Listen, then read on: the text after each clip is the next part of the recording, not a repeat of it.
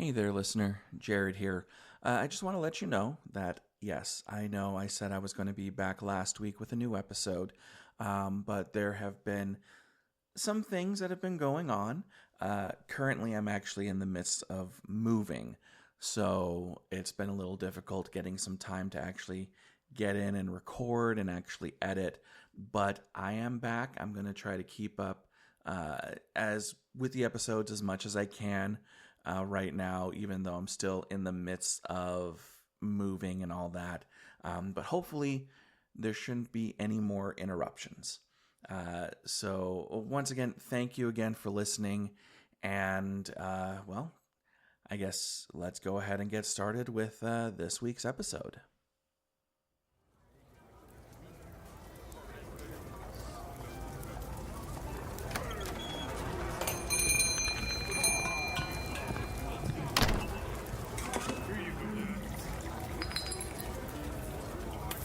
Welcome back, adventurer.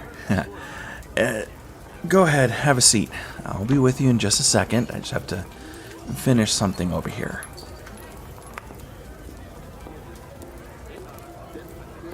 Now, where were we? Oh, yes. There are moments when life asks us to leap, and moments when it asks us to burn away what no longer serves. And then there are moments like this one.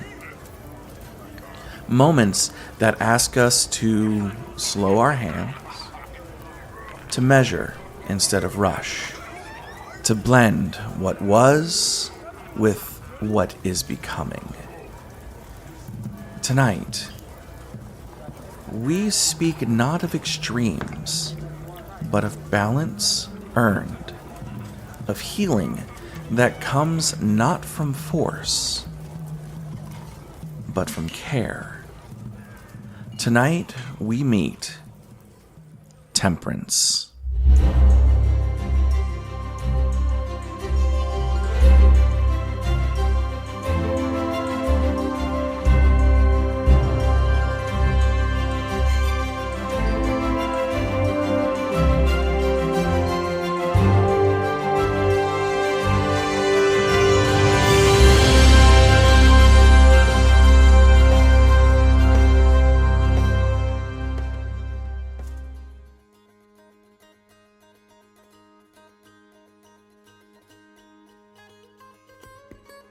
My road led me to Hearthfall Crossing, a place where two rivers meet, one fed by the snow melt from the mountains, the other warm and mineral-rich from deep underground springs.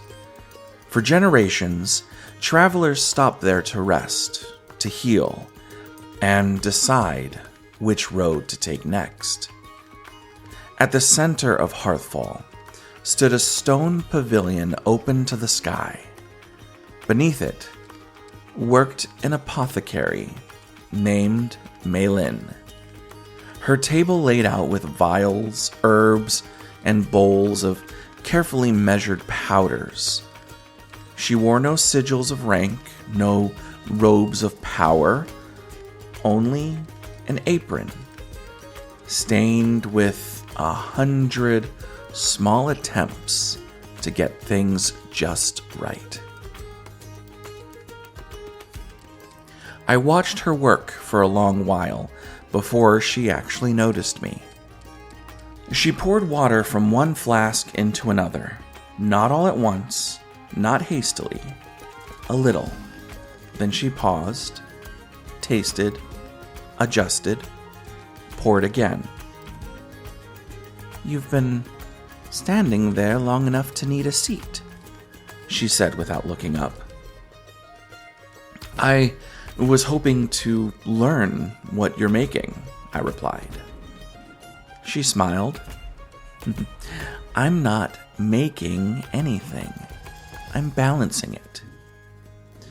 Another traveler approached her table, hands shaking, breath uneven. "Too much of the mountain water makes my heart race. And too much of the spring water dulls my senses. Well then, we'll give you neither. She blended the two, slowly, deliberately, until the liquid settled into something new.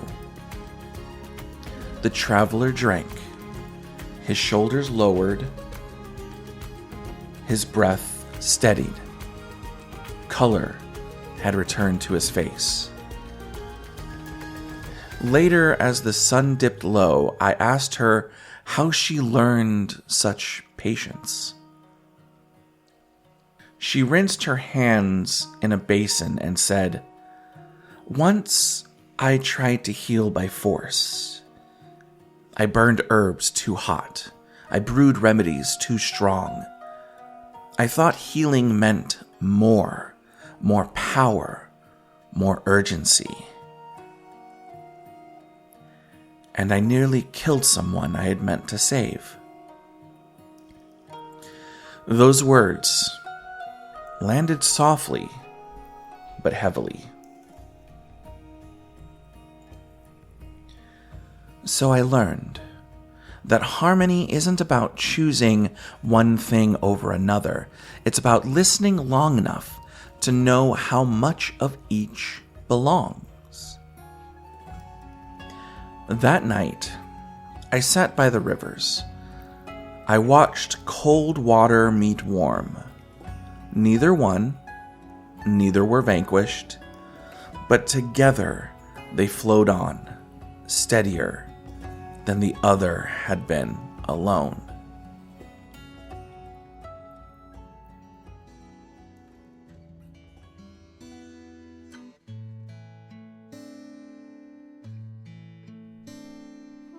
Temperance is a card of balance, of moderation, and integration. It appears when healing is underway. Not the dramatic kind, but the slow, lasting kind. The kind built on consistency, patience, and care. Temperance teaches us that wholeness doesn't come from extremes. It comes from blending light and shadow, passion and restraint, logic and intuition, who we were and who we are meant to become. This card speaks of alchemy, the sacred art of transforming through harmony. It reminds us that we do not need to discard parts of ourselves to grow. We need to learn how to let them work together. Temperance upright often arrives after an upheaval, after the endings, after deep internal shifts. It says, now we heal, now we integrate. Not everything needs to be fixed at once. Not every wound needs to be reopened. Some things mend best when treated gently over time. And Temperance asks us, where can you bring a steadier hand? And what happens when you stop rushing your own becoming? When temperance appears upright, it often signals a period of recalibration. You may be learning how to live with changes that have already occurred, finding your footing after a transformation rather than integrating it. In relationships, temperance suggests compromise, mutual understanding, and emotional balance. It favors conversations over confrontation, listening over reacting. In career or creativity, it points to subtle growth, steady progress instead of burnout, refinement instead of overhaul. In personal or spiritual readings, temperance can appear when you're learning to hold multiple truths at once, to honor both your needs and your limits. This card often arrives with a quiet reassurance that you're doing better than you think. Keep going. Just not faster.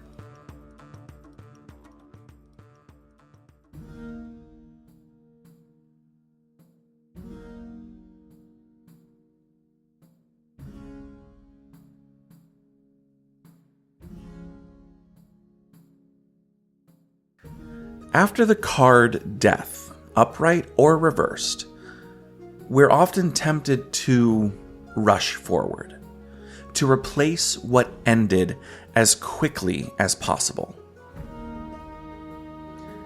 Temperance taught me otherwise.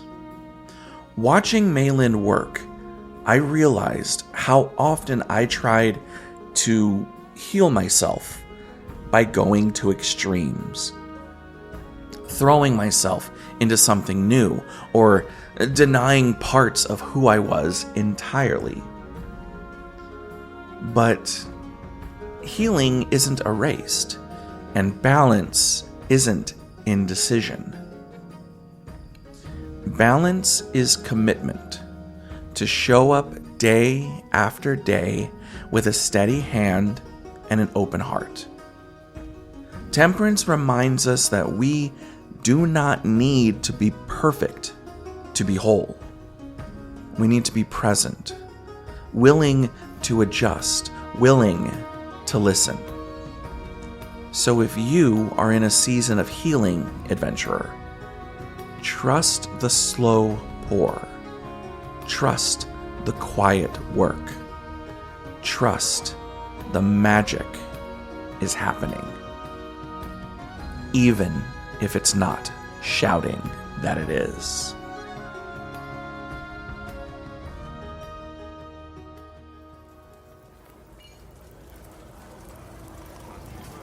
Take a breath with me, adventurer.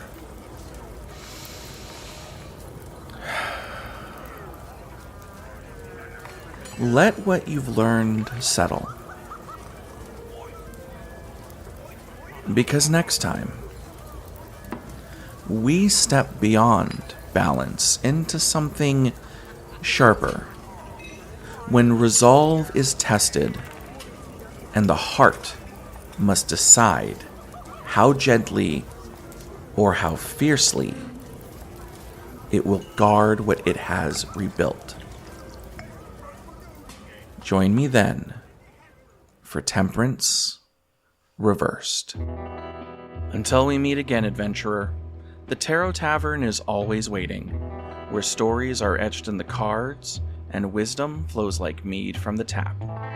The journey doesn't end here, it's only just begun. Come back soon, your next chapter awaits. Before we part ways for now, I just want to say thank you again for spending some time with me here at the Tarot Tavern. Every tale told and every card turned is powered by passion and a fair bit of coffee. If you'd like to help keep the lights on here at the tavern, I've set up a coffee page at ko-fi.com/The Tarot Tavern. That's TheTarotTavern. There, you can toss a one-time tip to the bard, or if you're feeling especially generous, you can become a frequent adventurer. Frequent adventurers are monthly supporters who help cover the behind-the-scenes cost of this podcast. Hosting fees, production tools, ink for the quill, wax for the candles, you get the idea. As a thank you, every frequent adventurer will receive a personal shout-out right here on the podcast and a special Tarot Tavern sticker mailed directly to you as a token of my thanks. It's my way of raising a glass in your honor and letting you know just how much your support means to me. Now you'll find the link down in the show notes, and whether you do choose to support with a donation or simply by listening and sharing this podcast, you are helping keep this story alive and the mead flowing. And honestly, adventurer, I couldn't be more grateful.